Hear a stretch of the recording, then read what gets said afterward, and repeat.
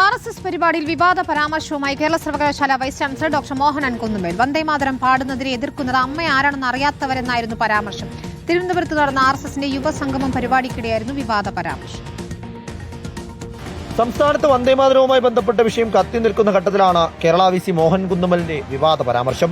RSS Thiruvananthapuram ഗ്രാമജില്ല സംഘടിപ്പിച്ച സങ്കല്പ് 2026 യുവസംഗമത്തിൽ സ്വാതന്ത്ര്യദിന സന്ദേശം നൽകുകയായിരുന്നു അദ്ദേഹം. ഭാരതത്തെ അമ്മയായി കാണുന്നത് കൊണ്ടാണ് ഭാരതാംബ എന്ന് വിളിക്കുന്നത് എന്ന് VC പറഞ്ഞു. ഭാരതാംബയെ പ്രാർത്ഥിക്കുന്നതിനായി വന്ദേമാതരം പാടുന്നു. അമ്മയാരി എന്നറിയാത്തവരാണ് വന്ദേമാതരത്തെ എതിർക്കുന്നത് എന്നും മോഹനൻ കുന്നുമലിന്റെ പരാമർശം.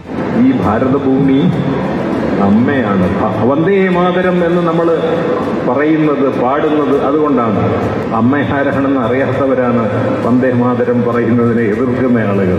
പരാമർശം വിവാദമായതിനു പിന്നാലെ രൂക്ഷ വിമർശനവുമായി DYFIയും രംഗത്ത് വന്നു. ഇതാദ്യമായല്ല ഭാരതാംബയും RSSുമായും ബന്ധപ്പെട്ട വിവാദത്തിൽ മോഹനൻ കുന്നുമൽ ഉൾപ്പെടുന്നത്. സർവകലാശാല സെനറ്റ് ഹാളിലെ ചിത്രവും മോഹൻ ഭാഗവത് പങ്കെടുത്ത പരിപാടിയിലെ പങ്കാളിത്തവും എല്ലാം തന്നെ വലിയ വിമർശനത്തിനിടെയായിരുന്നു. ഇതിന്റെ തുടർച്ചയായിട്ടുള്ള ഈ പരാമർശവും പ്രതിഷേധത്തിന് കാരണമാകുമെന്ന കാര്യത്തിൽ സംശയമില്ല. റിപ്പോർട്ടർ, തിരുവനന്തപുരം.